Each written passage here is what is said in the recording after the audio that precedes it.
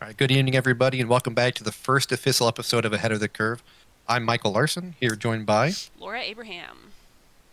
and if you haven't watched our video or know what we're about yet, the little intro video, we're here to do some beginner-friendly spook content. So with that, I'll let Laura take us away, and we can see Yeah. what we're going to talk about. So we're kind of feeling like the best start to what we're doing is just talking about the archetypes of the decks, like what kind of decks there are, how the decks kind of play, some little nuances, and we're going to touch on a couple of leaders that are super popular in the meta right now that are a part of each of these metas.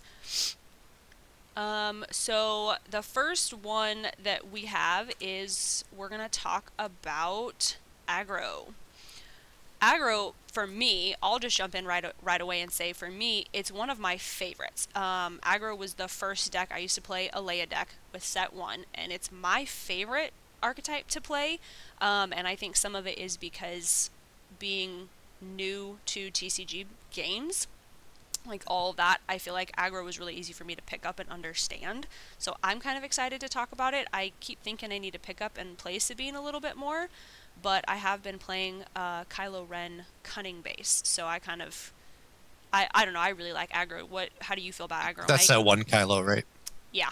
Sorry not to talk over you there. No, you're good. Yeah, it's set 1. Um, I am personally not an aggro player. I found that out pretty much the hard way to PQ when I took Sabine ECL here on the left, and I went 2 and 4. At the time, probably not the best deck choice. I'm just gonna be honest with you Okay. guys; it wasn't a good meta call.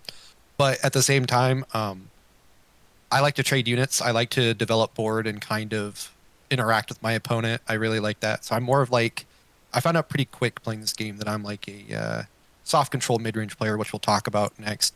Yes. Aggro, though, I do agree with you, is absolutely probably the easiest archetype to just pick up and play.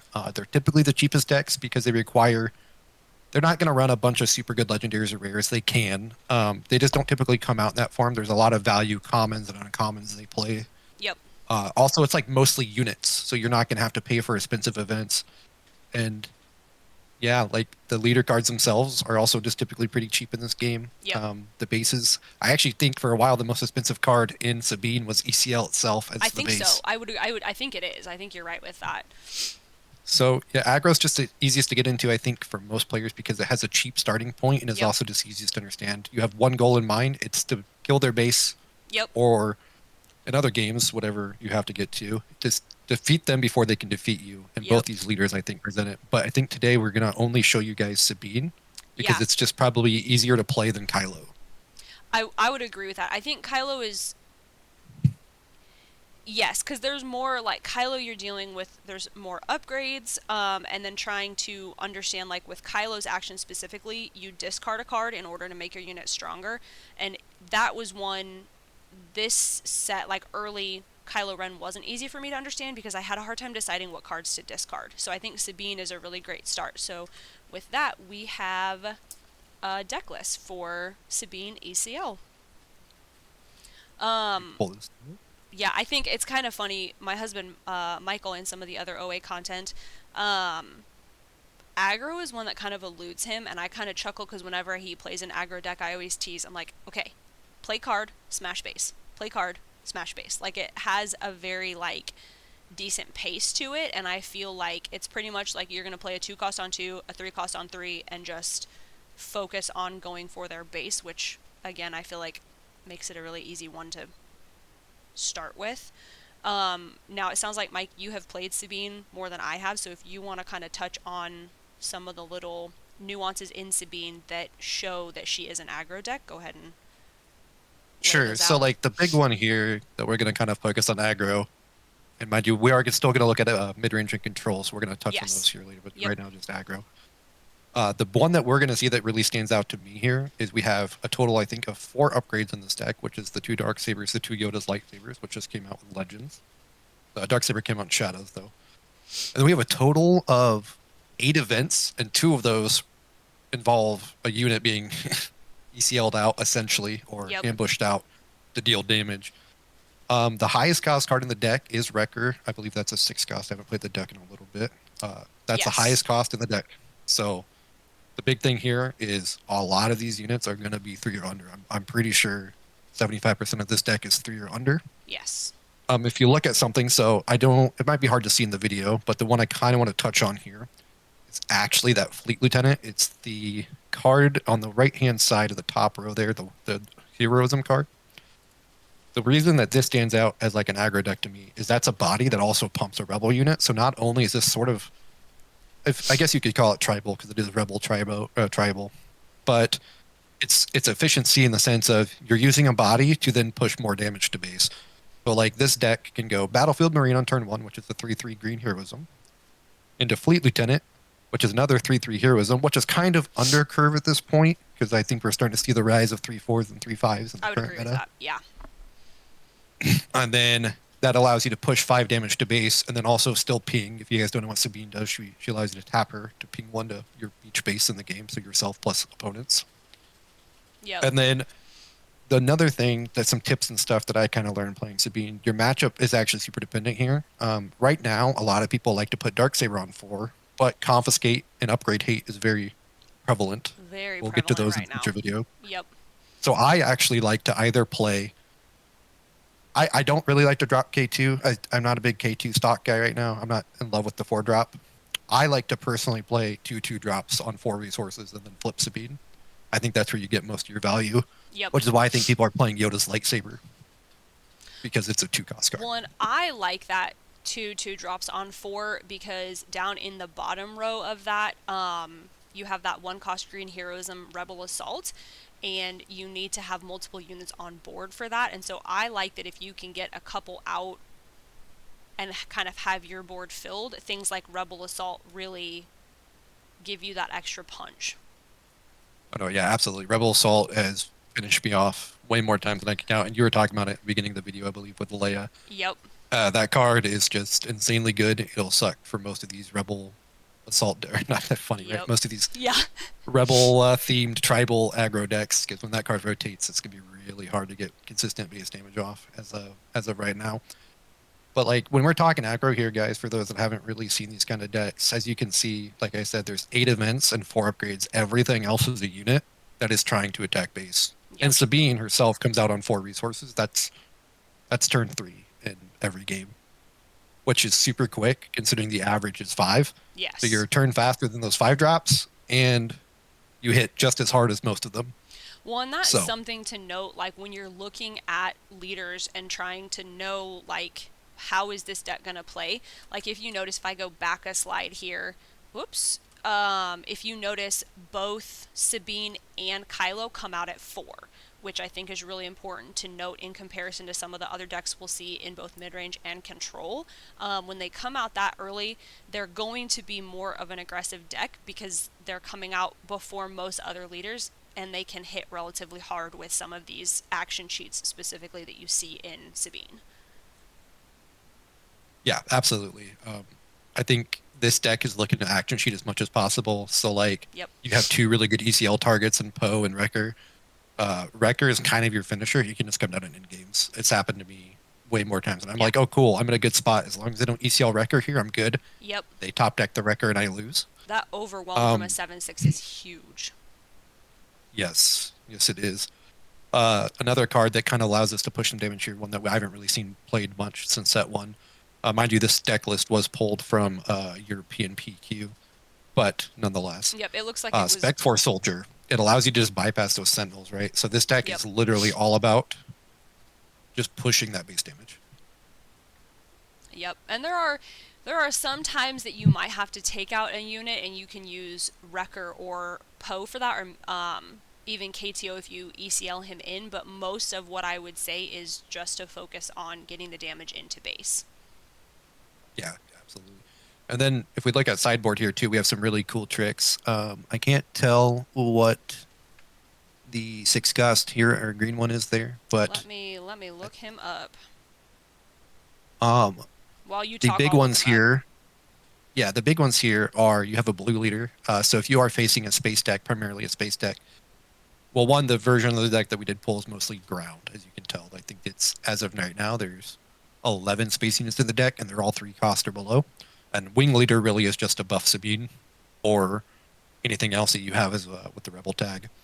But Blue Leader, I mean, that just allows you so much value, especially I think that's probably still there just for the Vader yellow matchup, which is another Yes. pseudo aggro deck with just a 6-drop leader.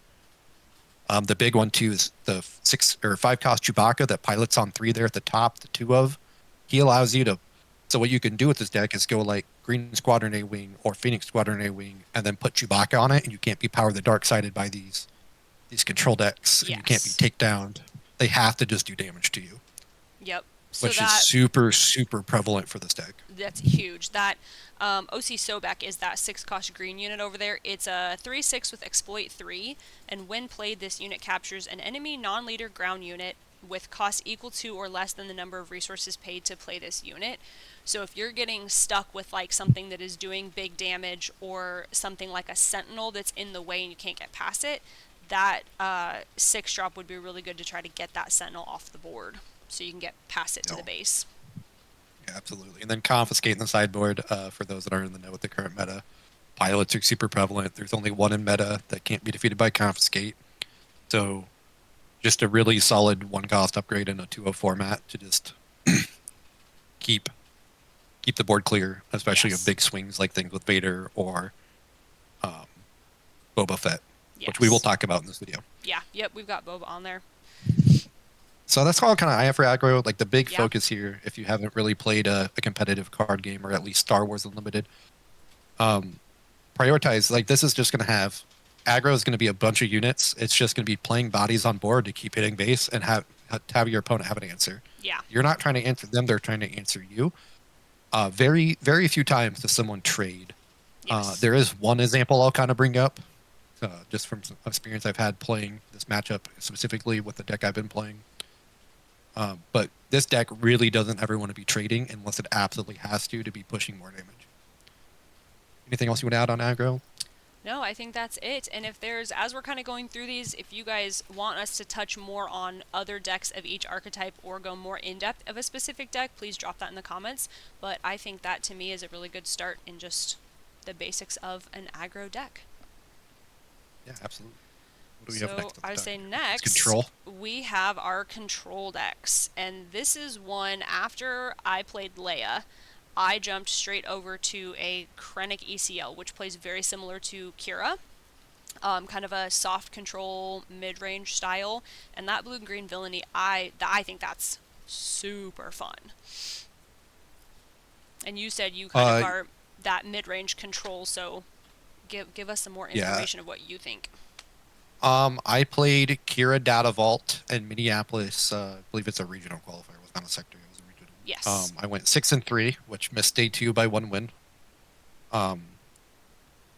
So the reason I'm really drawn to these decks is they have the ability to establish a fairly scarily board, especially Kira, but we're not going to talk about Kira. We're actually about Iden because she's kind of more prevalent right now.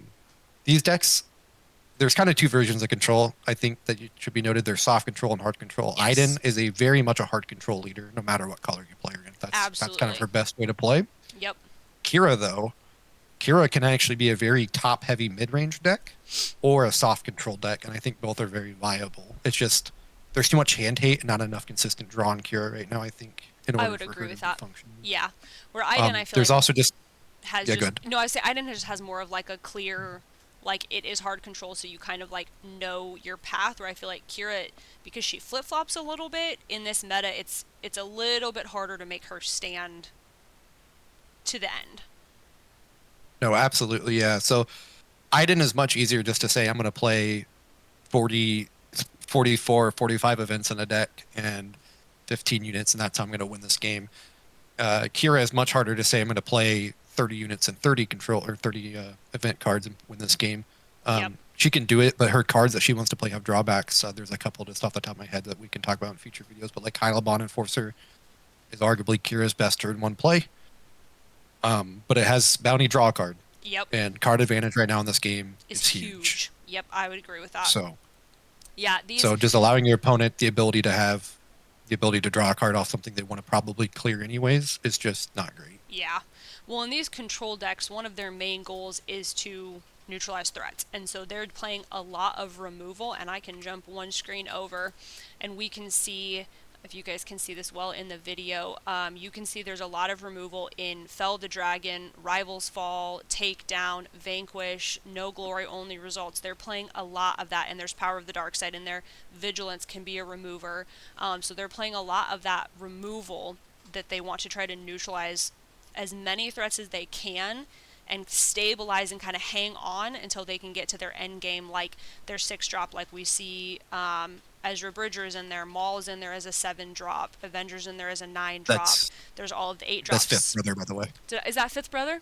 Oh, yep, that is Fifth Brother. Sorry, on my screen it's the card is like because it's one of the serialized, it's hard to read. No, that is Fifth Brother. Oh, absolutely, yeah. But yeah, so their kind of whole thing where like aggro, they want to drop units out and just hit base as fast as they can. The control is kind of like, okay, I'm gonna take out your units. I'm gonna Power of the Dark Side to your first unit, so your turn 1 play is gone. I'm gonna No Glory only results things. I'm gonna Fell the Dragon things to try to like protect yourself from the damage until you can get out those big units. Yeah, I agree with that. I guess I should have probably touched on that more as a true control mid-range player myself. No, you're good. So yeah, like the point, like Laura said, of these decks is to get to those units like Avenger and Snoke, and ultimately to shut down your ability to out aggro them or outpace them at that point. Yep. So as you can see, something that's kind of popped up. I think I really didn't see a hard control deck, I want to say, until set 2. I think the first hard control deck was probably Bosk Blue. Yes. And that was very interesting. That's a red-blue version. It's much different than the blue-green. So it's like some staples, like Laura touched on here, that you're going to see. One is the fact that it doesn't... How many units does this deck have? 2, 4, 7, 9, 11, 14, 17... To me, it looks like about 1 units. Yeah, about half the deck is events. Yeah, so about 2/3 of the deck right now, it looks like. So 40-something cards in a 60-card deck for the Data Vault are events. Yep. And as you can see, it doesn't even play a unit until, I think Callus at 5. I think Callus at 5 is really only used to draw cards because he comes out with an ambush and kills uniques and allows them to draw cards. Yep. Well, and you'll see in this too with control, specifically the blue-green villainy, you'll see, I'm actually surprised that this one doesn't have Super Laser Technician in it, but you'll see that 3-drop green, that green resupply. Villainy? Oh yeah, resupply. Is one of the things with control is because they are playing so late game, that resupply offers them that little bit of ramp to try to get to those units faster so that they can kind of outlast something like Sabine that is just kind of going to base as fast as possible. So that resupply brings in a little extra. They can get to Agent Callus a turn earlier if they draw that. Something kind of interesting I'm not seeing in this one, that a card that a lot of people haven't touched on. It might just be too slow in the current meta, but there is a 2-cost 0/5 unit from set 2 called Dr. Pershing. Yes. That allows you to draw cards, and that's how this deck specifically, most of the blue-green villainy decks are playing this card. It's to keep your card advantage up. Yep. It just deals the damage to yourself and allows you to draw a card, because if you're new to the game or you haven't played much competitively, red is super popular right now due to Force Throw, and Force Throw just allows your opponent to rip your hand apart.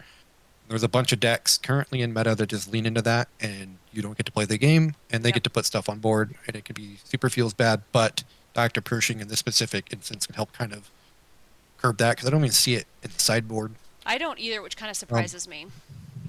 I think Purgle King, I haven't checked that card out too much. I believe that also allows you to draw a card for everything that has 7 or more remaining health, which a lot of things in this deck have high health. Yep. I think the only thing that doesn't have 7 is Maul, right? And Callus and Resupply Carrier. So another interesting aspect about this deck is the Bazine Natal. So I don't see this deck running it. It's one nice in the combo. sideboard. Bazine is in the sideboard. Yeah, I see the Bazine. I was going to mention the Bounty Hunter crew and restock is something I don't see in the deck. But if you're not, so right now, for those that aren't in the competitive know-how, we aren't in a hard control meta. There was a bit after Galactics where it kind of felt like a Data Vault meta, but it's not a hard control meta. Quinlan is still very popular, and I'm sure we'll touch on that deck in the future as long as it's in rotation. Yep. But there's probably no reason right now to have restock and Bounty Hunter crew, but Bazine is still super solid into the mirror because you can rip out Super Laser Blast, which is arguably the card you don't want to see the most of. So, yeah, it's like God, I'm brain farting right now. It's okay. So one of the things So, that for me, from having gone from an aggro deck with Leia in set 1 to Krennic that was a little bit more of like a soft control deck, one of the things that was really hard for me to get used to is with these control decks, it's very unlikely that you're going to do damage to the base early on.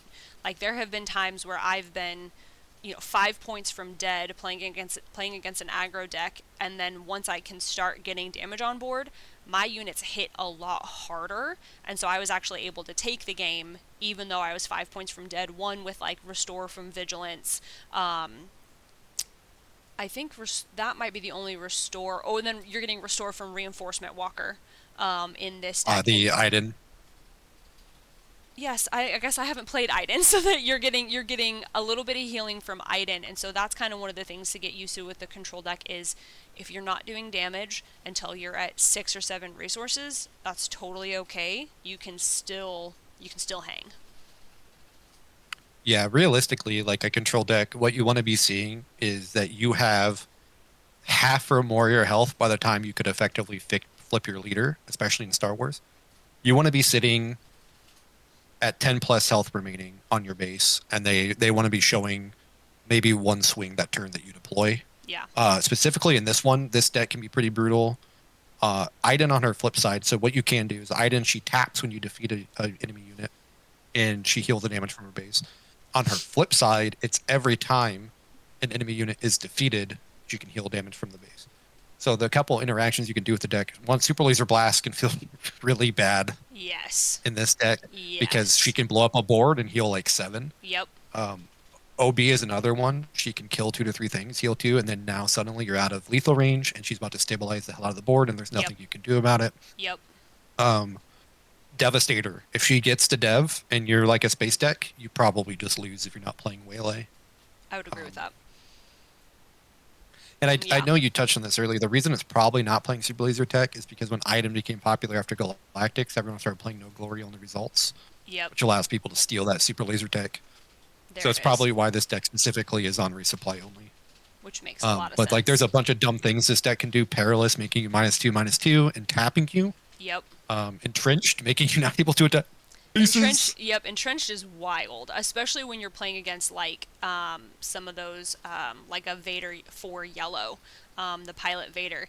If you can drop an entrench on a pilot like Vader piloting like man, I'm brain farting the On Combat Squadron. Yes, and then just stop playing space. They can't do anything, which is amazing. Even though you're making it bigger because they can't attack bases, it's just worth nothing. Mm-hmm. Absolutely. Or like another dumb thing this deck can really do. If it ever gets to 11 resources or even 10, it can timely out that reinforcement walker, and if it doesn't need the cards, heal 6 and kill something. Yep. So technically 7 with Iden, which is just I can't even explain the value. That's so good. It's so good. It's super good. Yeah. Like this deck probably isn't ever going to play unit until it can reliably play Fifth Brother or Maul. I would agree with that. It's fine with that. Yep, I would agree with that. Yeah. So like the characteristics, then, if you haven't identified them with a control deck versus aggro, we have 21 units in this deck compared to the 40, what would be 39 events at this point if they're playing a strictly 60 card main deck. Yep. Where aggro had 9 events or 8 events and 42 everything else was units. Yep. Another thing to kind of consider on these control leaders, because I guess the easier one to compare Iden to, even though they do vastly different things, would probably be Palpatine. These leaders aren't deploying till 6+ typically, and when they do deploy, they are game changing. Yep. They are the reason you're going to stabilize the board or win the game at that point. Yep.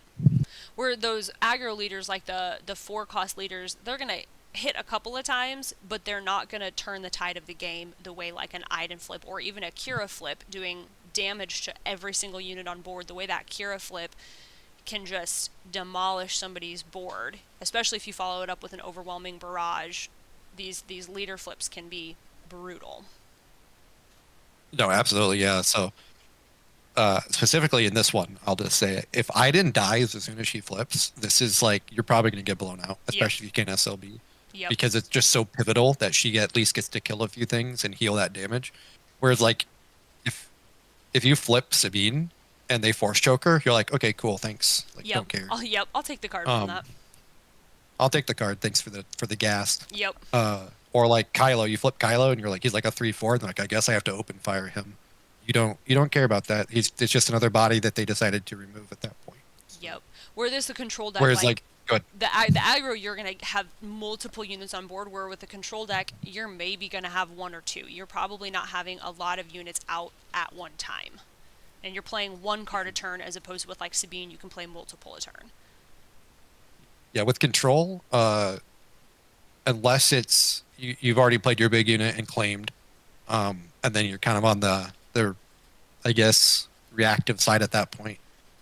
Um, you're probably realistically, like Laura said, going to play one card a turn until you're at 8, 9, 10 resources, and then you might start playing multiple combos of getting like powered and like OB the board or like vigilance plus power.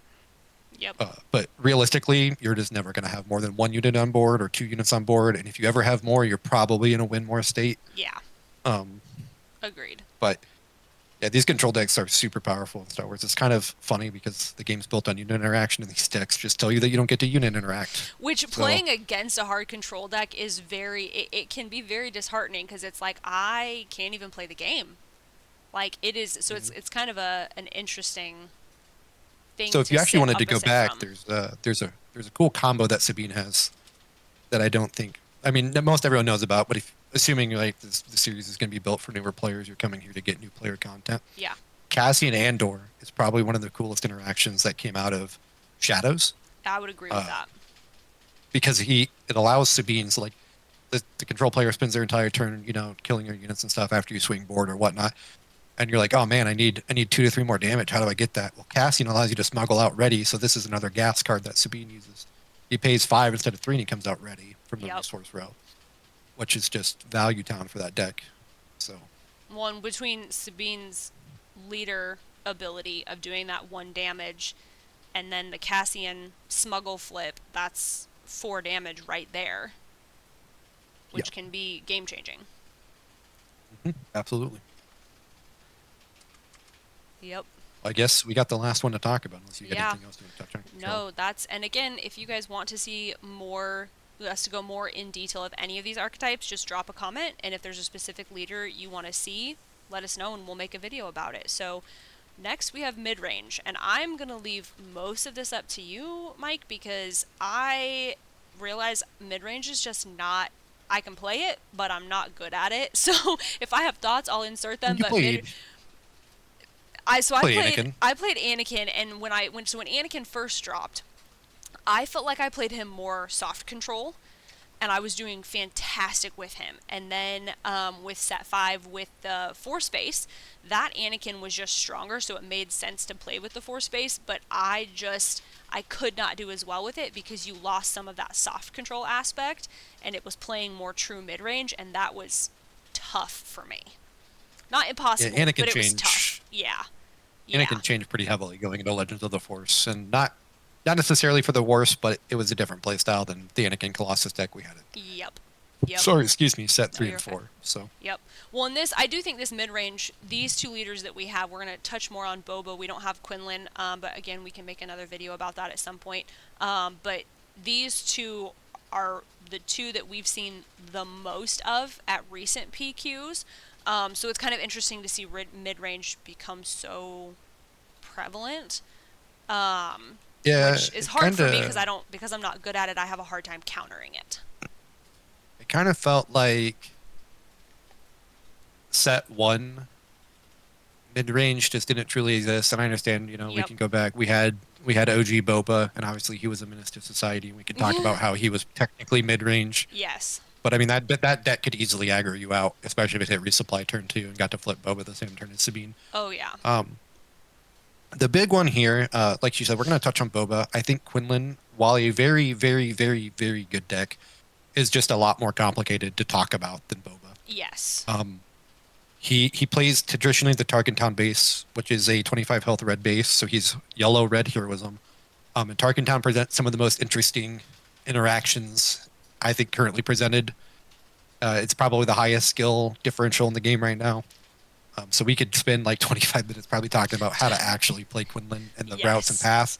So if you guys want Yes. that in the future, like you said, do comment. That deck is very interesting. I've played it a lot. I love it. I think your husband Michael likes it a lot too. Yes. Well, and that's what I would say. We Um, can even try to pull in an Omaha Alliance member that has played Quinlan and get some input from somebody that is has the and we could experience with that deck. grab Steven off Talking Town. I think he's Yeah, been playing it it's pretty not a good bad there. idea. So it's kind of big thing that kind of separates mid range from aggro and control is these ones I think are, like Laura said, probably the two most represented currently in the meta. So mid range, you're trying to get to late game to get your powerful units on board, but you're not trying to just play events or units. You're typically going to have either you're still probably going to have more units in deck, but the events you play are going to be meant to get those units on the field. We can look at a couple or talk about a couple beyond what Boba has.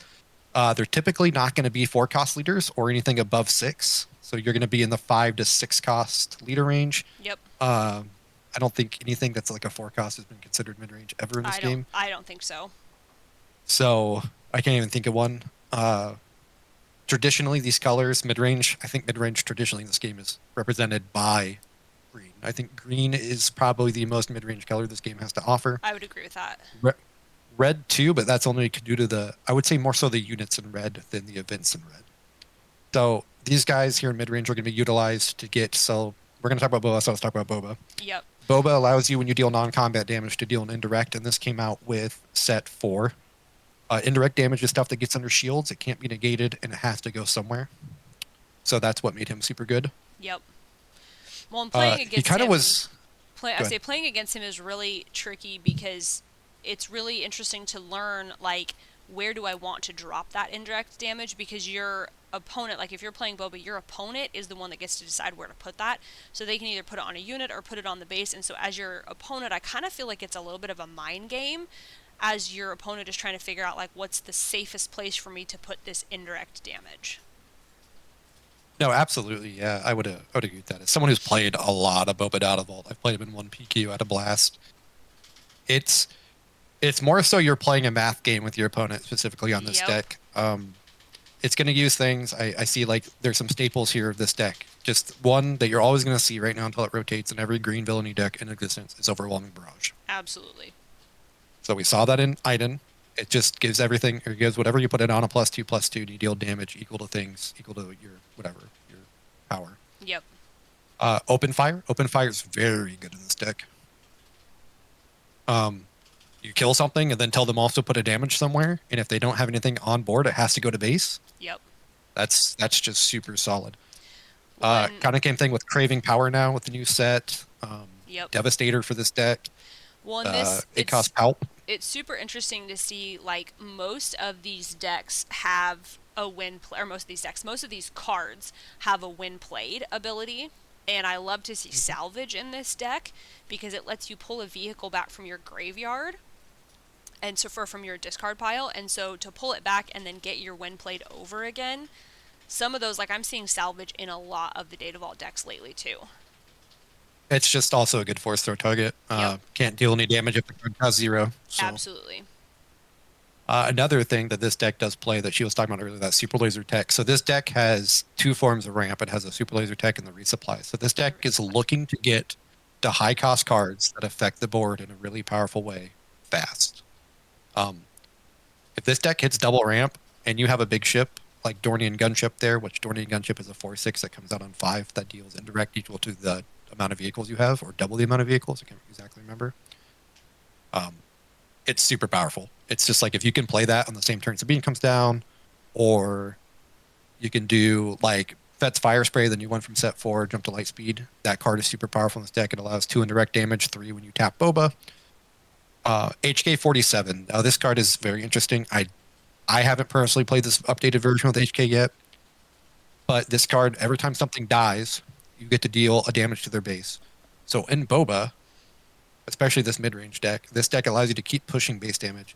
And I guess we should probably touch more on what mid-range truly is. So mid-range allows you, I know I said that you're trying to get to these powerful 6, 7, 8 cost cards. I'm glad you're touching on this.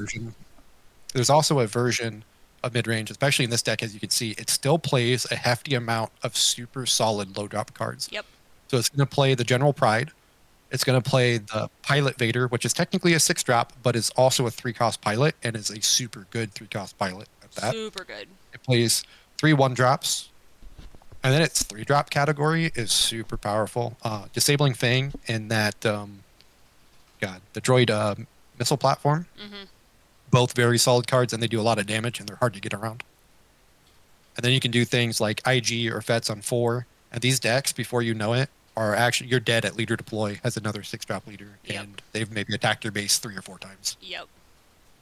Well, And it's just really hard to get around. that's one way when you're kind of looking at decks, like if you're unsure of what you want to play, if you're a new player, you're unsure of what you want to play, and you're trying to decide, one of the best ways to kind of get an idea of what archetype this might fall into is you'll notice with Sabine, her highest drop was Wrecker at 6. Everything else is cheaper than that. And then with Iden, all of the units, the cheapest unit in Iden was a 6-drop, and everything else was more expensive. Where this, because you're seeing the cheaper units and the more expensive units, it's kind of showing you that it falls into that mid-range where it can be aggressive if necessary, but it can also hang on for late game when necessary.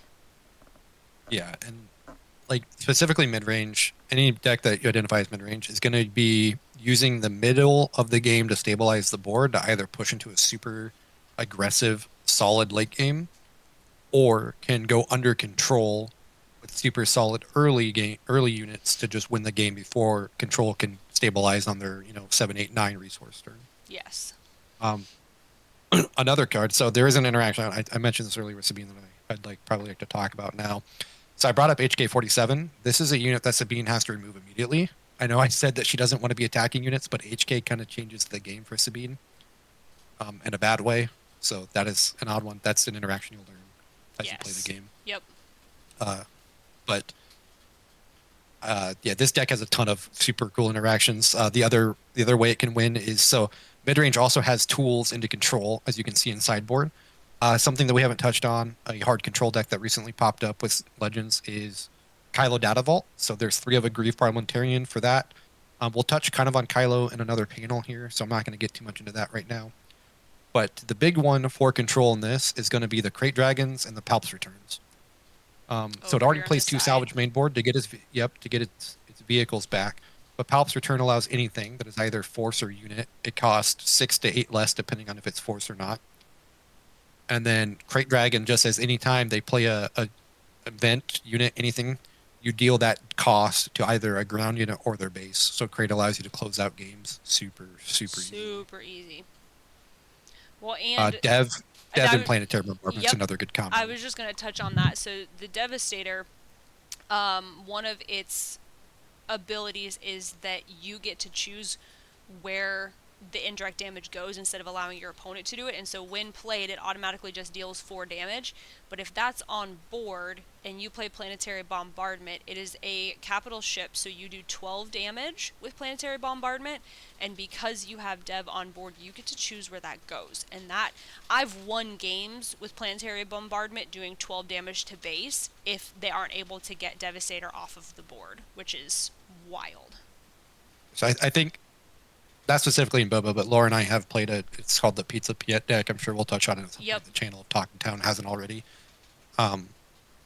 Another cool thing with Boba that you mentioned is it also throws math off, because while they might think they're safe from Planetary because they're like, oh, I have 13 health left, Boba allows you to do that extra damage to base with Planetary Bombardment. So even if you don't have a capital ship on board, because I played it at one point where I was playing Piet against a Boba Fett, and I didn't have capital ship on board, but I played Planetary Bombardment, and so he ended up having to take all of the damage to his base because he only had 1 unit on board, and it was a space unit, and he wanted to be able to flip Boba into something, and so I kind of pushed him into a corner where he was forced to, even though he got to decide where that indirect damage went, he had to take it to base in order to have something to flip Boba on. So there are even times that that's worth a lot, even if you don't have Devastator on board. Yeah, so kind of like the point of this video again is we want to show you guys these decks to kind of understand why, not necessarily these leaders, but why mid-range is mid-range or aggro is this. So to kind of talk on that, you see that this one plays a healthy mix of units, upgrades, and units, events, and upgrades. God, I'm just brain farting. It's a Saturday night and just dying over here. This one though specifically, Boba kind of does mid range a bit differently. Than there's another mid range deck that's kind of been floating around. OG Luke from set one, Data Vault as well. Yes. But that's probably more soft control now than mid range. But that's another super interesting one. It just does the game completely different. Every mid range deck to me, the one thing I feel I like about Star Wars is every mid range deck to me feels they want to win the game very differently. Yes. Um, Boba and the Piet deck I've been playing just feel like math. I'm gonna win the game through math. Yep. And it can feel very bad for your opponent if you're rolling really high, or really bad for you. But I'd also probably consider Piet more aggro. But to get back in the mid range thing, it's going to use a kind of strong early game with efficient units to build into a good mid game against aggro. And then against control, it's going to use a solid early game with these low cost units to get to a point where control just can't stabilize board and you win. Yep.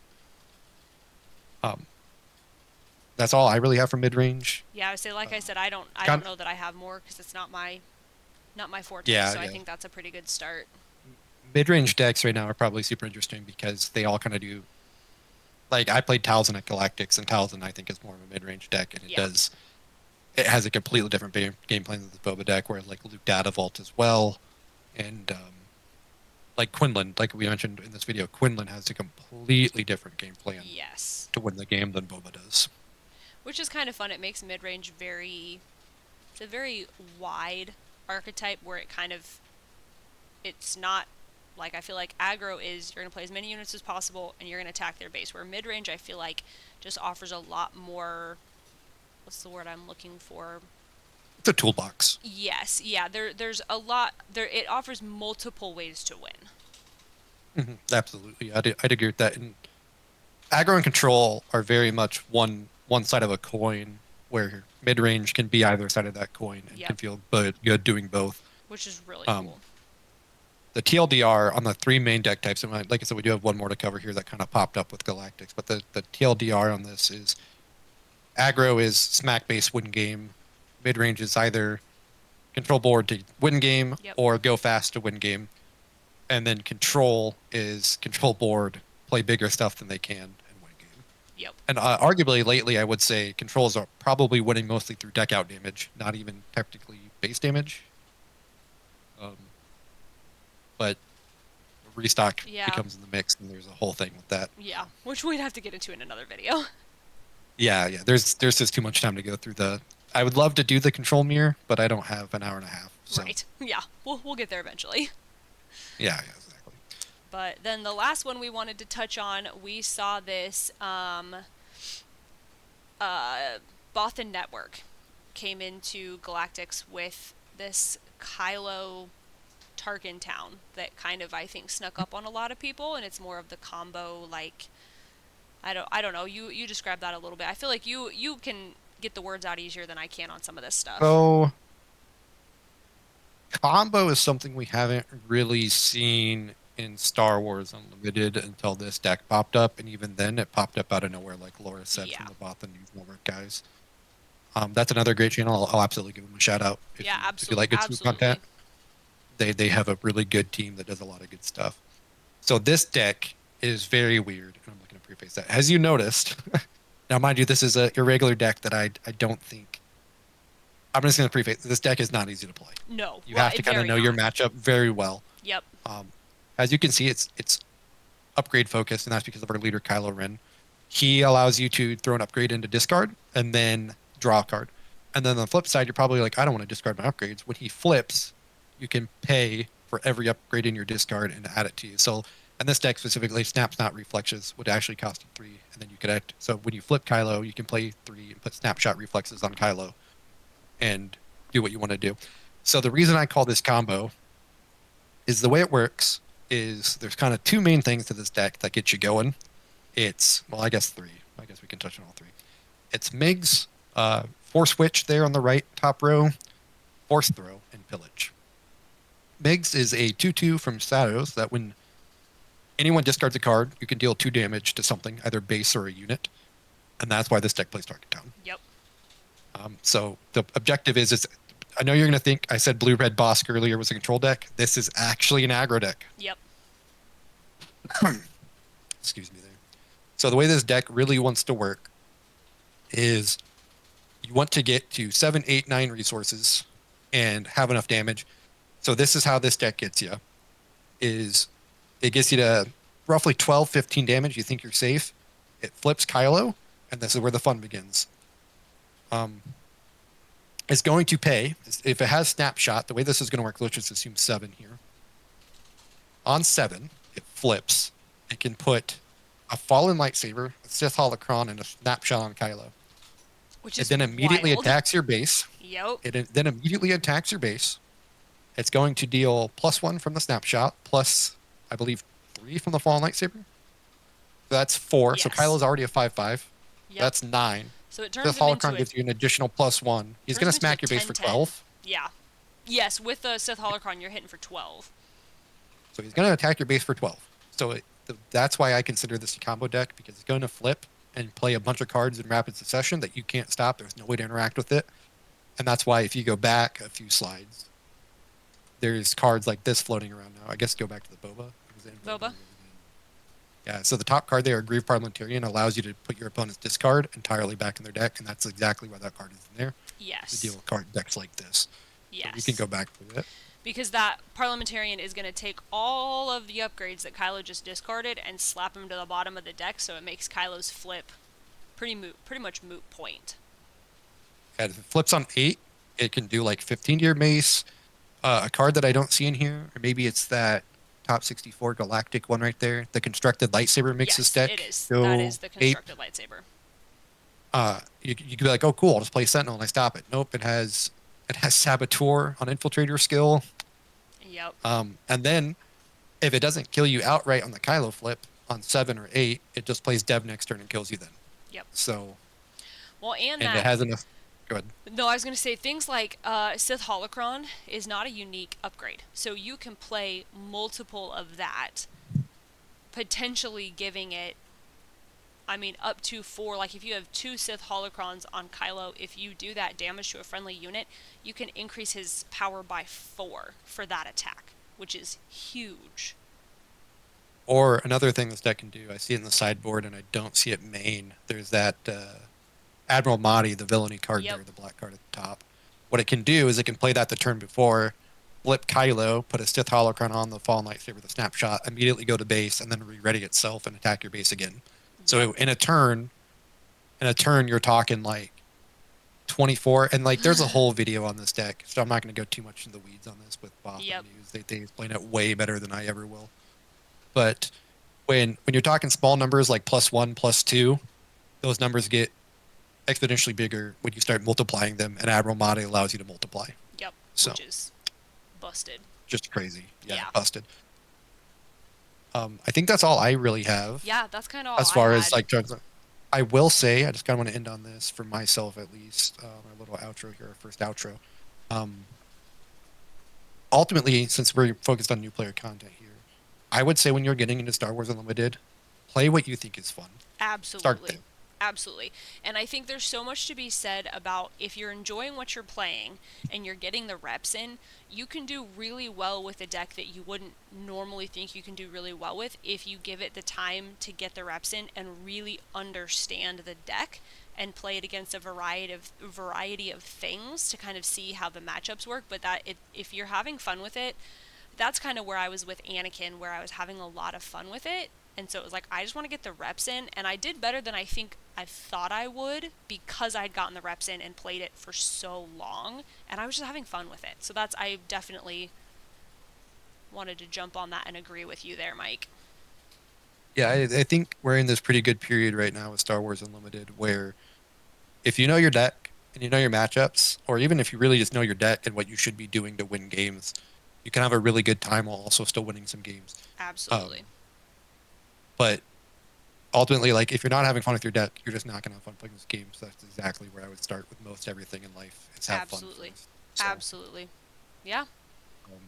If you have any further questions on the decks we mentioned tonight, or you want to see specific decks going forward, please comment that below and let us know what you guys would like to see. That goes for any content. We're here for you guys. Like, we're going to learn with you guys. We're going to talk about what ultimately we want to talk about or what we find interesting. But if you guys want to see something or want to hear about something, we're more than welcome to put it into the schedule and get it there for you guys. Yeah, we're like he said, we're here for you guys, and I'm just excited to build more space for newbies helping newbies, and I think this is. I'm very excited to see where we can go with this. Absolutely. Well, Awesome. Well, until next thank you time. guys for joining Yes, us. thank you. Have a good night. Bye.